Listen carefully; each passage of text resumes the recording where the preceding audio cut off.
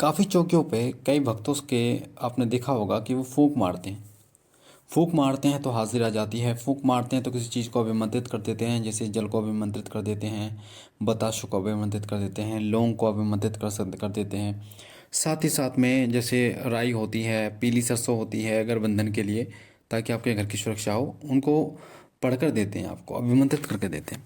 तो आखिर ये जो फूंक है, फूंक से कैसे अभिमंत्रित किया जाता है और इसका क्या महत्व है, आज की वीडियो में मैं आपको बताऊंगा। ध्यान से सुनना वीडियो को, ताकि बच्चा आपको ध्यान से एक एक चीज़ समझ में आए। हमारे मुख से निकली जो फूंक है वो बहुत तरीके से काम कर सकते हैं मुझसे।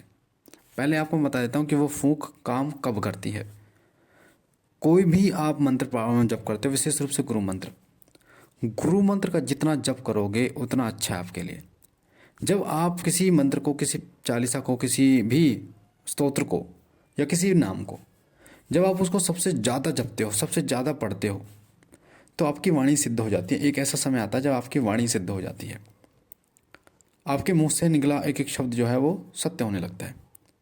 और विशेष रूप से उन शक्तियों की मैं बात करूं, माँ काली, बालाजी महाराज, भैरव बाबा, गुरु गोरखनाथ जी, ये कुछ ऐसी शक्तियां हैं जो जागृत रूप में जन जन का कल्याण कर रही हैं और संकट काट रही हैं।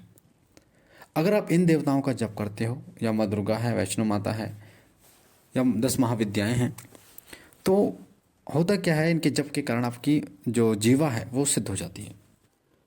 जीवा सिद्ध से क्या होता है, आपके निकले मुंह से निकले वचन सत्य हो जाते हैं। तो जब आपकी जीवा सिद्ध हो जाती है तो आप अपनी जीवा से फूंक को जो है सिद्ध करके, यानी किसी भी चीज़ को सिद्ध कर सकते हैं अपने फूंक के द्वारा। अब जैसे मैंने कई वीडियो में आपको बताया है कि एक गिलास या एक लोटे में जल लेकर उसमें गंगा जल डाल के 11 बार हनुमान चालीसा पढ़ के और फूंक मारी उसमें, तो होगा क्या, जो आपने पढ़ा है ना, उसकी जो ऊर्जा है, ऊर्जा का मतलब जैसे मिठाई है, तो मिठाई की जो मिठास है, फूल की जो महक है, इसी तरीके से जो स्तोत्र, जो पाठ आप कर रहे हो, उसकी जो ऊर्जा है वो उस फूंक के माध्यम से उसमें समा जाती है।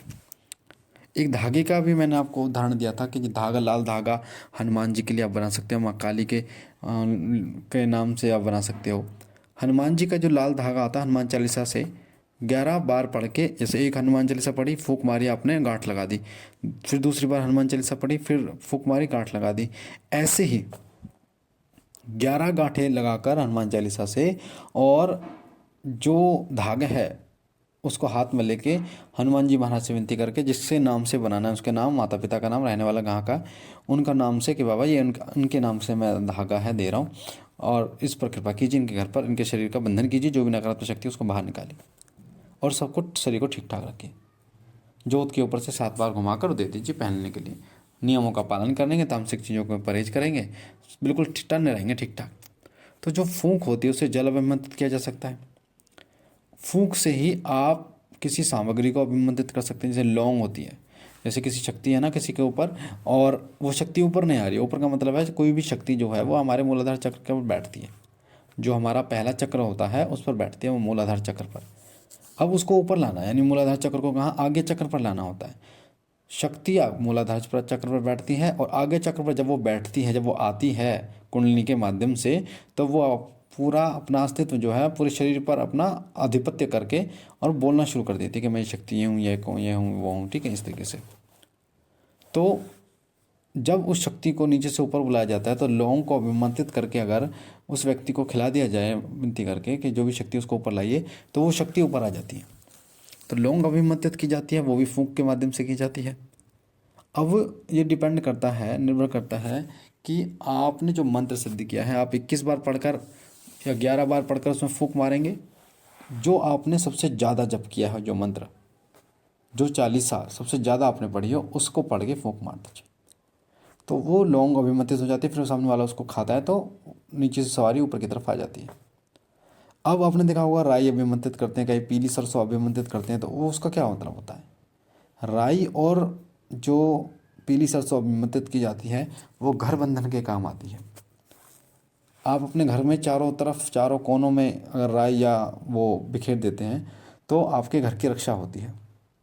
अगर राई के द्वारा या पीली सरसों के द्वारा अभिमंत्रित के द्वारा अगर आप अपने दरवाजे पर एक रेखा खींच देते हैं, तो उस रेखा को पार कोई नकारात्मक शक्ति नहीं कर सकती। तो जो फूंक होती है उसमें बहुत शक्ति होती है। अगर किसी के शरीर में नकारात्मक शक्ति है और वो बैठी पड़ी है नीचे मूलाधार चक्र की तरफ, तो अगर उस व्यक्ति के अंदर फूंक मारी जाए, अगर उसको फूंक मारी जाए उसके कान में, तो वो जो फूंक जाती है ना, वो उसके मूलाधार चक्र, वो शक्ति को जाकर टकराती है और शक्ति को पकड़ के लेके आती है ऊपर। उसी तरीके से अगर किसी के ऊपर सवारी नहीं आ रही है तो आप उसके चेहरे पे फूंक मार सकते हैं। जल अभिमंत्रित करके आप छिड़काव कर सकते हैं उस घर पे या उस व्यक्ति के जिसके ऊपर सवारी आती है। तो फूंक जो होती है ना, उसका बहुत कार्य होता है, कई तरीके से इस्तेमाल की जाती है फूंक। किसी शक्ति को मार लगाने के लिए भी प्रयोग की जाती है। आप अपने देव से विनती करके फूंक मार दें सामने वाले व्यक्ति, जो अगर जिसको प्रेत बाधा है तो उसको इतनी भयानक मार लगती है, बहुत तेज। अगर आप किसी चाकू को अभिमंत्रित करके चारों तरफ घेरा खींच लेते हैं तो आपकी रक्षा होती है। यानी चाकू 11 बार मंत्र पढ़ के चाकू की नोक पर फूंक मार दीजिए। चिमटे पर अगर आप फूंक मारते हैं तो चिमटा सिद्ध हो जाता है। किसी त्रिशूल को, किसी चिमटे को सिद्ध करना है तो वो ऐसे ही किया जाता है। मंत्र पढ़ा फूंक मारी, मंत्र पढ़ा फूंक मारी, जैसे 11 बार मंत्र पढ़ के फूंक मारते रहो तो वो सिद्ध हो जाता है। और फिर वो इतना सिद्ध हो जाता है चिमटा या फिर जो त्रिशूल है कि अगर किसी को नकारात्मक शक्ति है ना, तो टच भी करोगे ना तो उसको मार लगेगी। तो बहुत सारी चीज़ें हैं जो भक्ति में होती हैं और साथ साथ में जो नेगेटिव चीज़ों को कंट्रोल करने में काम आती हैं। तो ये बारीकी से आपको मैं सारी चीज़ें बताऊंगा। बाकी मुझे आशा है जानकारी आपको अच्छी लगेगी। पहली बार चैनल पे हैं तो चैनल को लाइक कीजिए, शेयर कीजिए, सब्सक्राइब कीजिए और शिव कृपा परिवार से जुड़िए। बाबा भोलेनाथ आप पर कृपा करें, आपके घर परिवार पर कृपा करें। हम मिलते हैं एक नई जानकारी के साथ, तब तक के लिए ओम नमः शिवाय, ओम नमः शिवाय, ओम नमः शिवाय।